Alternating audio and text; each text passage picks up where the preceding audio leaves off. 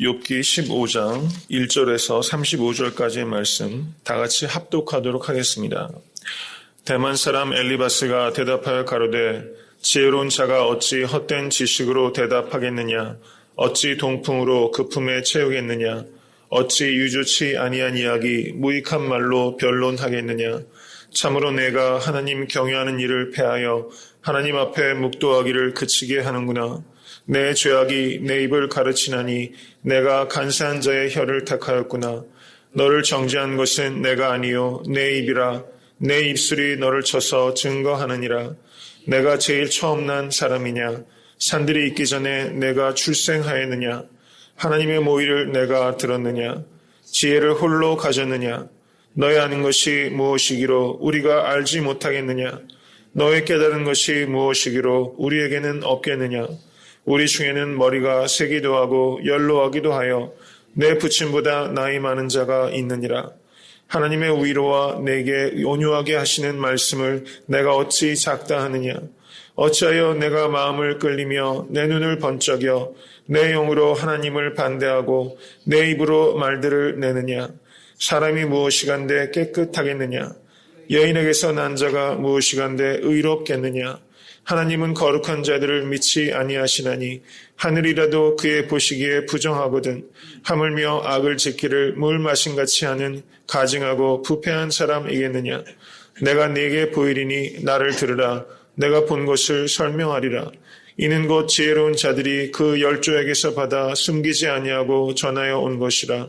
이 땅은 그들에게만 주셨으므로 외인은 그들 중에 왕래하지 못하였었느니라. 그 말에 이르기를 악인은 그 일평생에 고통을 당하며 강포자의 횟수는 작정되었으므로 그 귀에는 놀라운 소리가 들리고 그 형통할 때에 멸망시키는 자가 그에게 임하리니 그가 어두운 데서 나오기를 바라지 못하고 칼날의 기다림이 되느니라. 그가 유리하며 식물을 구하여 이르기를 어디 있느냐 하며 흑암한 날이 가까운 줄을 스스로 아느니라. 환난과 고통이 그를 두렵게 하며 싸움을 준비한 왕처럼 그를 쳐서 이기리니 이는 그 손을 들어 하나님을 대적하며 교만하여 전능자를 배반함이니라. 그가 목을 굳게 하고 두터운 방패로 하나님을 치려고 달려가나니 그 얼굴에는 살이 찌고 허리에는 기름이 엉겼고 그는 황무한 성읍 사람이 살지 아니하는 집 돌무더기가 될 곳에 거하였음이니라. 그는 부여하지 못하고 재산이 항상 있지 못하며 그 산업이 땅에서 증식하지 못할 것이며 흑암한 데를 떠나지 못하리니 불꽃이 그 가지를 말릴 것이라. 하나님의 입김에 그가 떠나리라. 그는 스스로 속아 허망한 것을 믿지 말 것은 허망한 것이 그의 보응이 될 것임이라. 그의 날이 이르기 전에 그 일이 이룰 것인즉 그 가지가 푸르지 못하리니 포도 열매가 있기 전에 떨어짐 같고 감람꽃이 곧 떨어짐 같으리라. 사곡한 무리는 결실이 없고 뇌물을 받는 자의 장막은 불탈 것이라. 그들은 악한 생각을 베고 불의를 낳으며 마음의 괴유를 예비한다 하였느니라. 아멘. 이제 15장 1절부터 21장 34절까지는 욥의 친구들과 욥의 두 번째 대화가 이루어지는 두 번째 사이클입니다. 그래서 첫 번째 사이클도 역시 엘리바스의 연설로 시작됐던 것처럼 두 번째 이 대화의 공방의 사이클 역시 엘리바스의 연설로 시작되고 있는 것을 볼 수가 있습니다.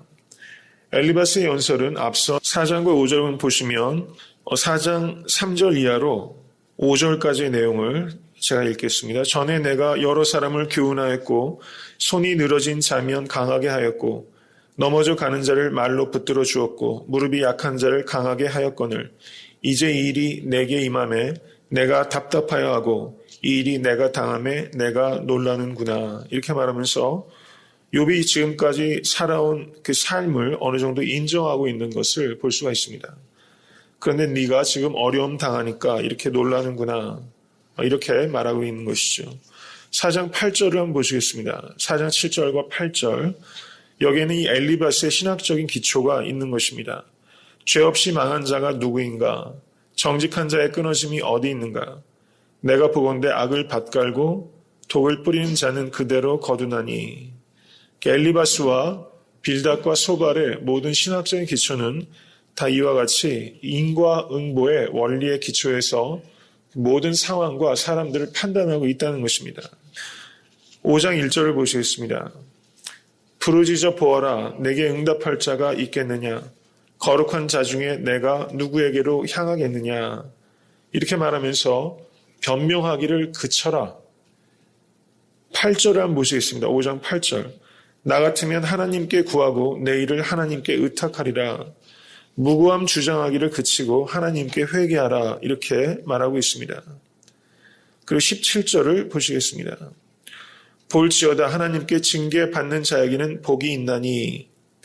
이렇게 말하면서 하나님께 회개하고 자신들이 권고하는 조언을 받아들이면 다시 내가 이전과 같은 복을 얻게 될 것이다.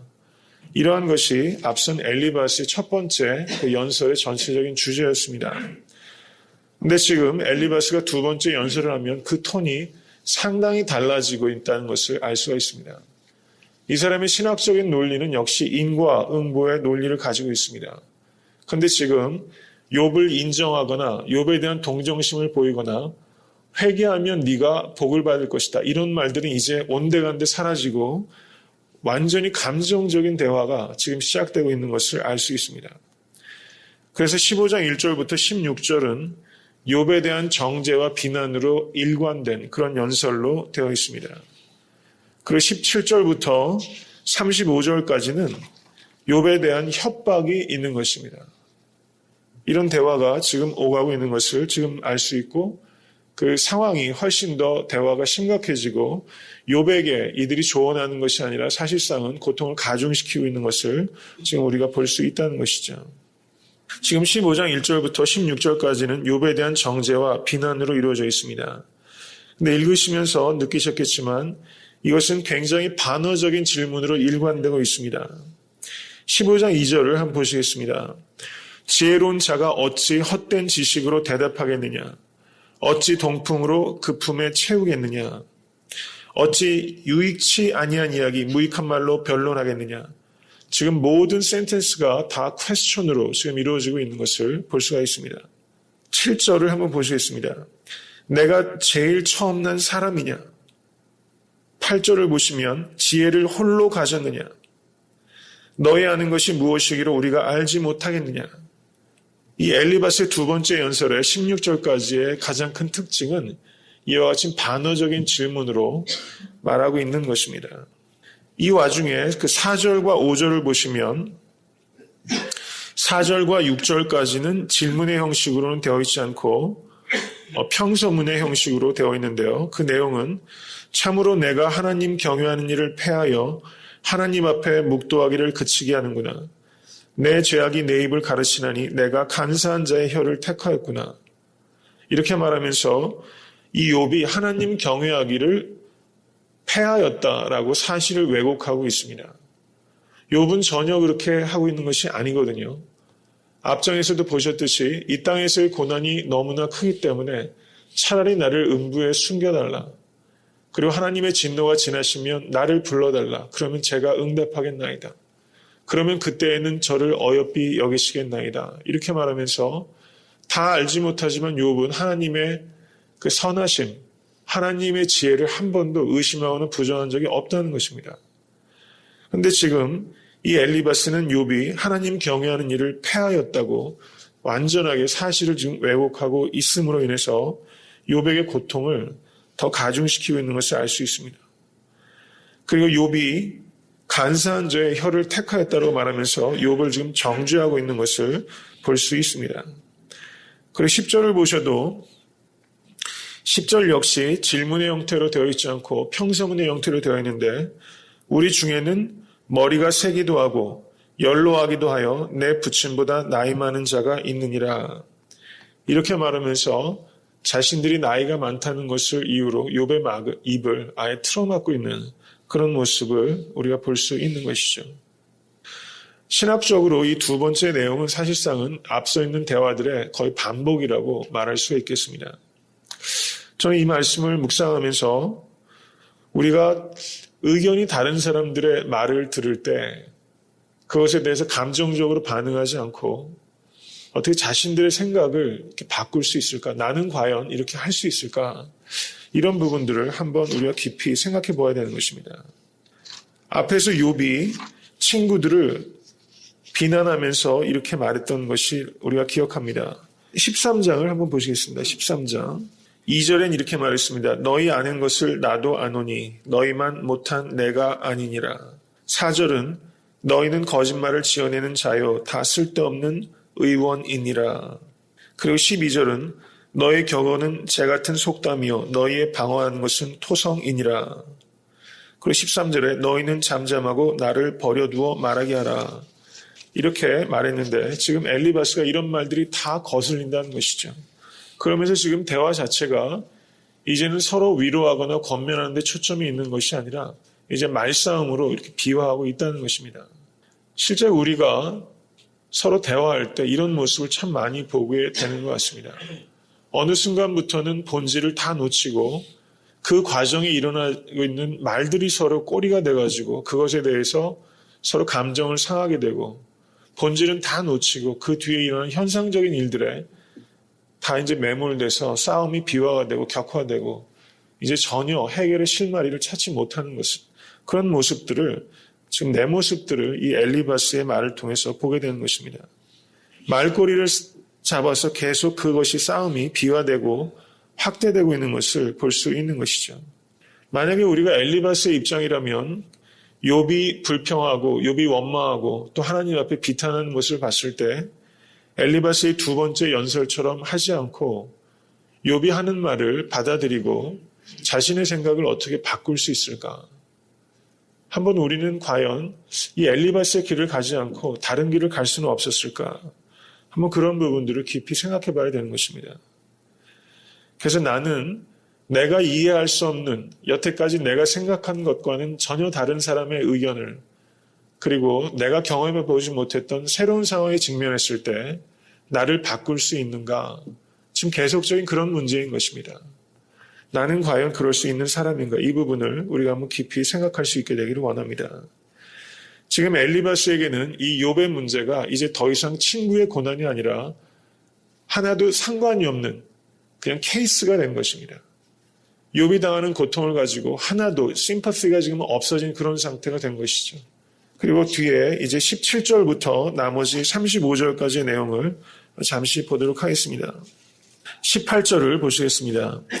이는 곧 지혜로운 자들이 그 열조에게서 받아 숨기지 아니하고 전하여 온 것이니라. 이렇게 말하면서 이 엘리바스가 자신이 지금부터 하는 이야기들이 그 전통의 근거에서 말하는 것이다. 조상 때부터 내려온 것이다. 이렇게 얘기하면서 자신의 말하는 것을 그 근거를 그 권위를 여기에 두고 있는 것을 볼 수가 있습니다.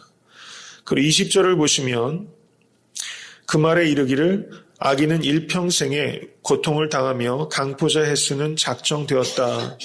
이렇게 말하면서 욥이 회개하지 아니하면 35절까지 이 모든 일들이 욥에게 가중될 것이다. 이렇게 협박하고 있는 것입니다. 우리도 이렇게 다른 사람을 협박하고 위협할 때가 참 많이 있는 것 같습니다. 지금 욥에게는 이렇게 3명의 친구가 있는데 번갈아 가면서 욥을 협박하고 위협하고 있는 것을 볼 수 있는 것이죠. 그 자신을 디펜드하는 데서 그치는 것이 아니라 아주 적극적으로 싸우고 대적하는 것을 알 수가 있습니다. 그러나 주님께서는 악한 자를 대적하지 말라. 누구든지 오른편 뺨을 치거든 왼편도 돌려대라고 그렇게 말하고 있습니다. 만약에 여러분들은 누군가가 협박하고 위협하고 있다면 그것을 뛰어넘어서 이에는 이, 눈에는 눈, 이 정도로 사람이 하지 않지 않습니까? 그것보다 훨씬 더 10배, 100배로 되갚아줘야지만 속이 풀리는 그런 본성들이 우리 가운데 있는 것 같습니다. 위협을 당할 때 위협하지 않는 우리가 될 수 있기 위해서 기도하실 수 있는 여러분과 제가 될 수 있기를 원합니다.